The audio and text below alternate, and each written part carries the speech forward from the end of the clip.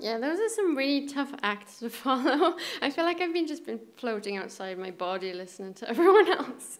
But anyway, yeah, it's so special to be part of this event, and I'm really grateful to be able to share my words with you all. So I started working on my debut novel, Unspeakable Beauty, many years ago, back when I started my PhD in creative writing at Swansea University. And now it's crazy to think it's going to be officially available later this month from Parthian Books. And it'll be out there with a fancy cover and everything. I'm still at that point where it feels bizarre that it's a real thing and not just something that lives on my computer screen. I was going to say that it feels like I imagined the whole thing, but I suppose I kind of did, because that's kind of how fiction works. So anyway, my book's main link to Hay's theme, A World of Different, is to do with the difference between introversion and extroversion. As many fellow introverts will know, there is often an ongoing struggle you sort of realize throughout life in a world that seems to be mainly built for extroverts.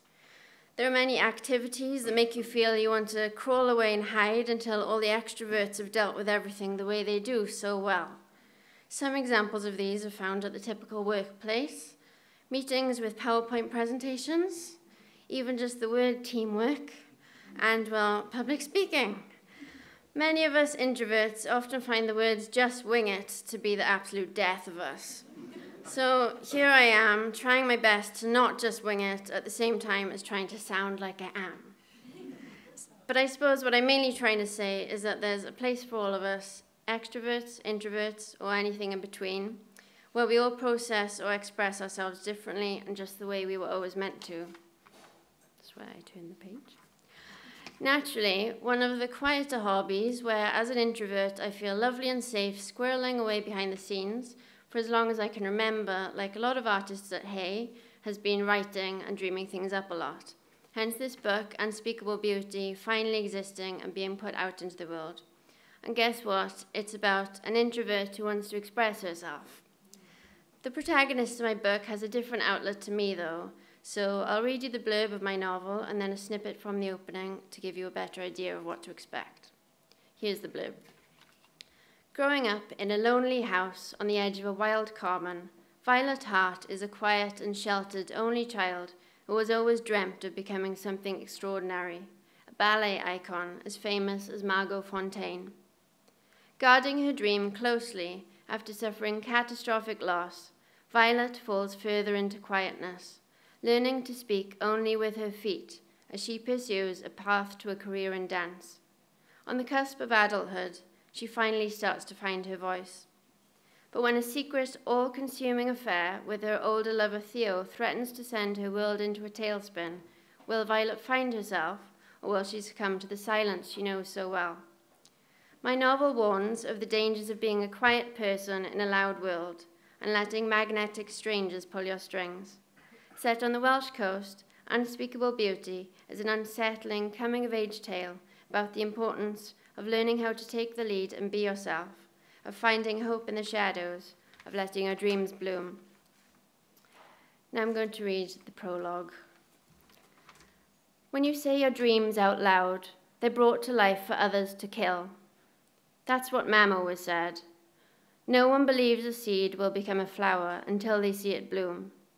Some people will need to see it happen 100 times, and even then, they'll have their doubts.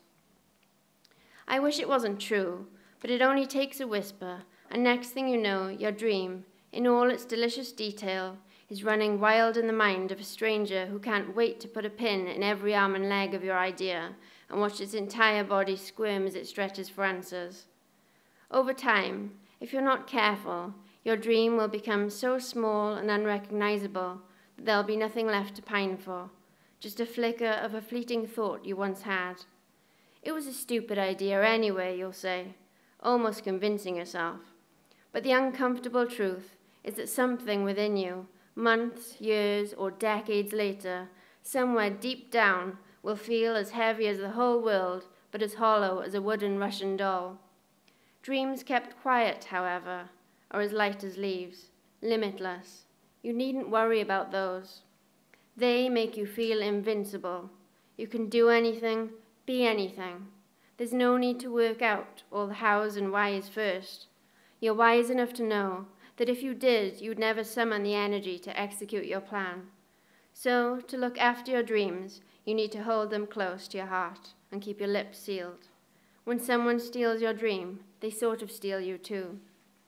For as long as I can remember, my dream was to be something extraordinary. Part 1, Chapter 1, Secret Haven. Melody and I had known each other since the beginning. We were born at the same hospital, with only a day and 3 beds between us, me following her lead as I sauteed into my second world. My skin was a bit bluer than it should have been, so together with Mam's love for flowers, I was named Violet. Once I turned the expected colour again, and once we saw our mothers, all eyes and clouds of pink, we knew we'd be swaddled with them forever. After we left the hospital, we stayed only 3 homes apart on the long road that rests not far from the edge of the common.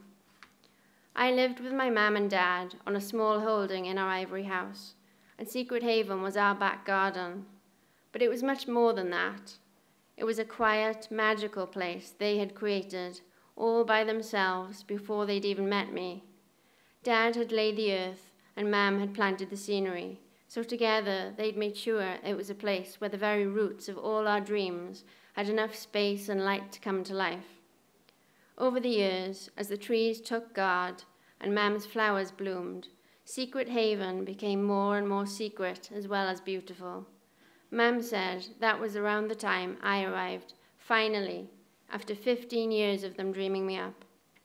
At Secret Haven, Melody and I took the name of our world dead seriously, pressing our fingers to our lips and speaking in low voices whenever we discussed it at school. Our secrets were always shared so delicately, through the graze of fingertips, the rub of shoulders, our foreheads resting ever so gently against one another's, with eyes closed so any thoughts could float freely, without being watched. We didn't realize back then that not all secrets are good, that some people's secrets are just too dark to speak of. And now, I'll leave it there so I don't give too much away. Hopefully you'll want to hear the rest of Violet's story when the book's out later on. Thank you very much.